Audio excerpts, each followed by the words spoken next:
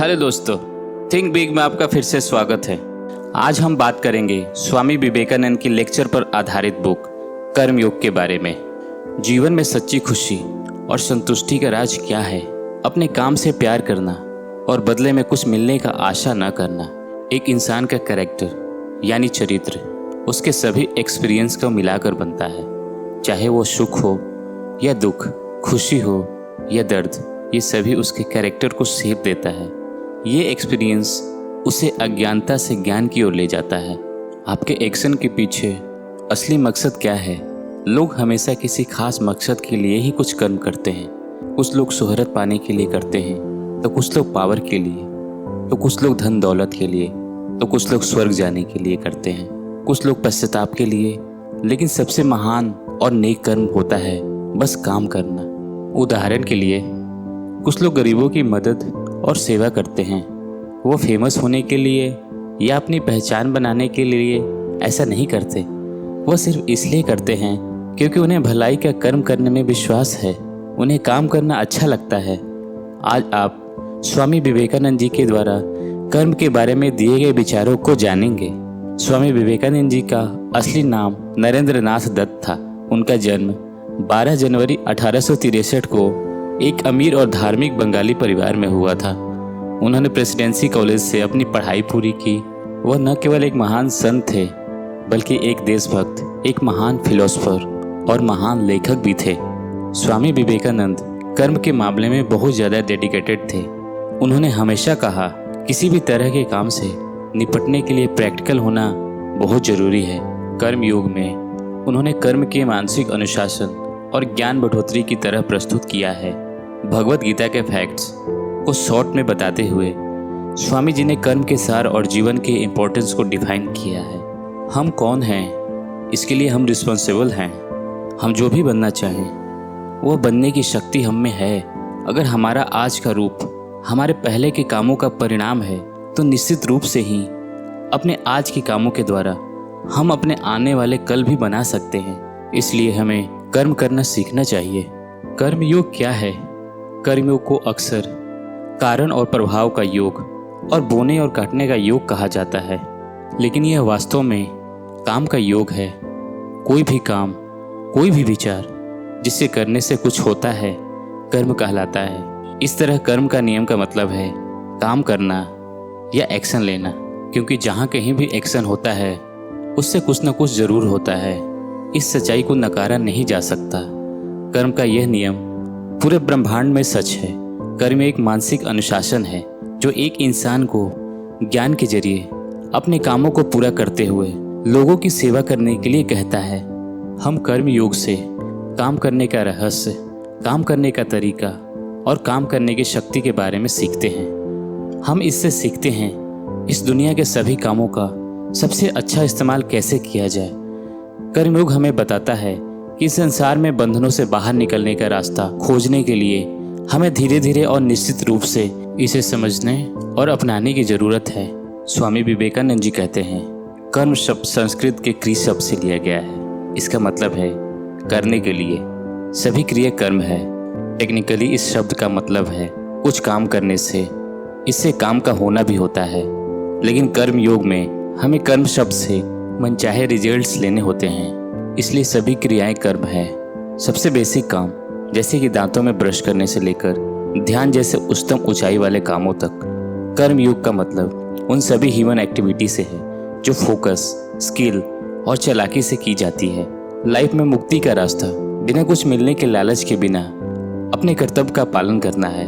भगवत गीता में श्री कृष्ण अर्जुन और सभी मानव जाति को अपना काम सबसे ईमानदारी से और अपने बेस्ट देते हुए स्किल के साथ करने की सलाह देते हैं, बिना किसी लालच या पुरस्कार की उम्मीद किए बिना।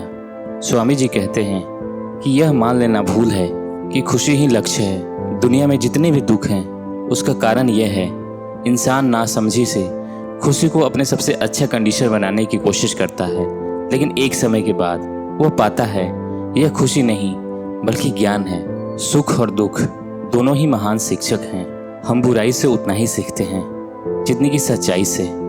जैसे जैसे सुख और दुख हमारी लाइफ के सामने से गुजरती है, हम उस पर अलग अलग छाप छोड़ते हैं। उन सभी छापों का रिजल्ट वो होता है जिसे इंसान का चरित्र कहा जाता है। अगर आप किसी भी इंसान के चरित्र को देखते हैं तो वह वास्तव में अलग अलग चीज़ों का जोड़ होता है और उसके दिमाग से सोचने के तरीका का योग है। स्वामी जी कहते हैं, चरित्र को बनाने में अच्छाई और बुराई का बराबर हिस्सा होता है। कुछ मामलों में तो खुशी से बड़ा शिक्षक दुख होता है। दुनिया में जिन लोगों ने महान चरित्र को बनाया है उनके बारे में जानते समय ज़्यादातर मामले में यह पाया जाएगा कि यह दुख था जिसने उन्हें खुशी से ज़्यादा सिखाया, वह गरीबी थी जिसने उसे पैसे से ज़्यादा सिखाया। अब यहाँ पर यह ज्ञान इंसान के अंदर ही है, कोई ज्ञान बाहर से नहीं आता, यह सब हमारे अंदर ही होता है। स्वामी जी कहते हैं, जो कुछ भी इंसान कोई खोज किया है या नया इनोवेशन किया है वो पहले से ही ब्रह्मांड में मौजूद था। हम एक जरिया होते हैं वहाँ तक पहुँचने के लिए। जैसे जब हम कहते हैं न्यूटन ने ग्रेविटेशनल फोर्स की खोज की, तो हमें यहाँ यह सोचने की ज़रूरत है कि क्या वह कोने में बैठकर इसका इंतज़ार कर रहे थे या यह उनके ही दिमाग में आया। फिर समय के साथ कर्म करके उन्होंने इसका पता लगा लिया। संसार को अब तक जो भी ज्ञान प्राप्त हुआ है वह सब मन से आता है। ब्रह्मांड की कभी खत्म न होने वाली लाइब्रेरी आपके दिमाग में ही है। हमारी दुनिया सिर्फ सुझाव और अवसर है जो आपको अपने मन के बारे में जानने के लिए प्रेरित करती है, लेकिन आपको सीखने का पर्पस हमेशा अपने बारे में ज़्यादा से ज़्यादा जानना होता है। ऐसा होना भी चाहिए। एक सेब के गिरने से न्यूटन को ग्रेविटी के बारे में आइडिया मिला। उन्होंने अपने मन के बारे में जानना शुरू किया।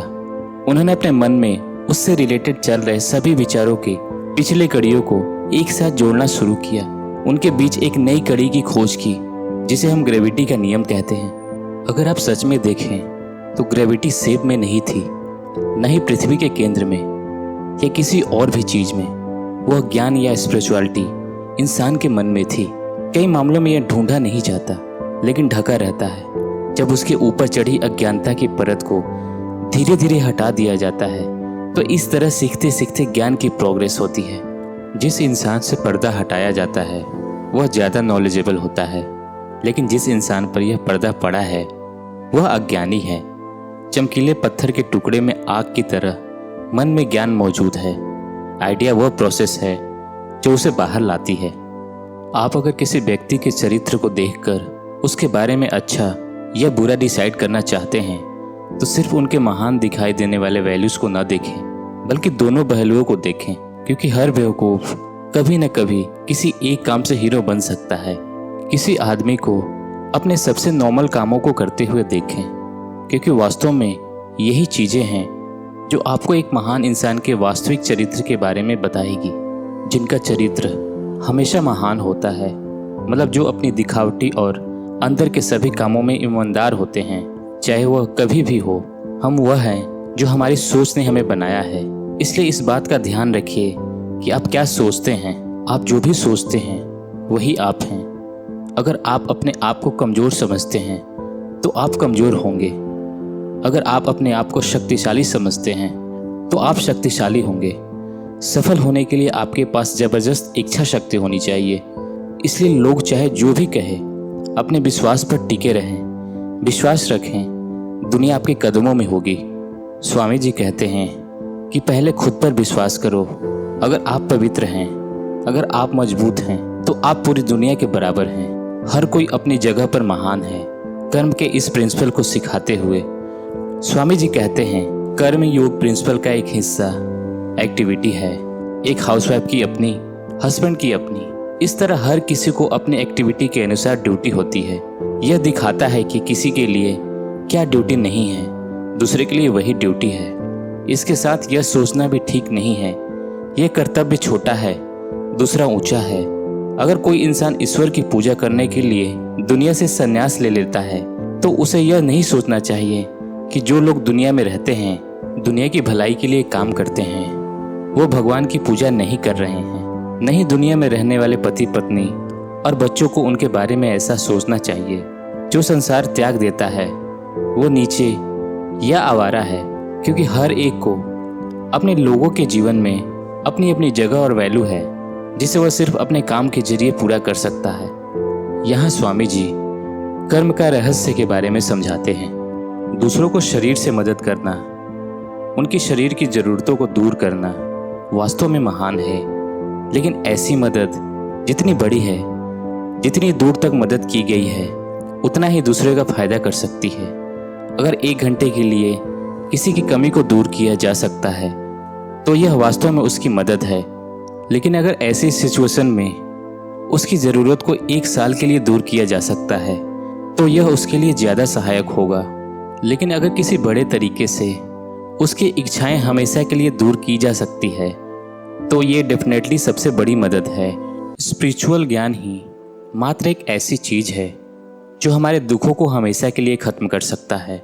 कोई दूसरा ज्ञान सिर्फ कुछ समय के लिए ही ज़रूरतों को पूरा कर सकता है। आत्मज्ञान से ही लाइफ में हमेशा कुछ न कुछ कमी होने की परेशानी या निगेटिव शक्ति हमेशा के लिए नष्ट हो जाती है। इसलिए इंसान को स्पिरिचुअल तरीके से मदद करना सबसे बड़ी मदद है जो उसे दी जा सकती है।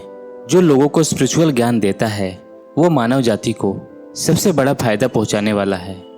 इस तरह हम पाते हैं कि वह सबसे शक्तिशाली लोग थे और हैं जिन्होंने लोगों को उनकी स्पिरिचुअल ज़रूरतों में मदद की, क्योंकि स्पिरिचुअल जीवन ही हमारी एक्टिविटी का एक सच्चा बेस है। तो दोस्तों, कैसी लगी ये बुक समरी हमें कमेंट करके ज़रूर बताएं। हमसे जुड़ने के लिए आप चैनल को सब्सक्राइब कीजिए। विदा लेते हैं इस आशा के साथ कि फिर हम मिलेंगे। उठना उम्मीद उड़ान। मैं हूँ चंदन, साइनिंग ऑफ।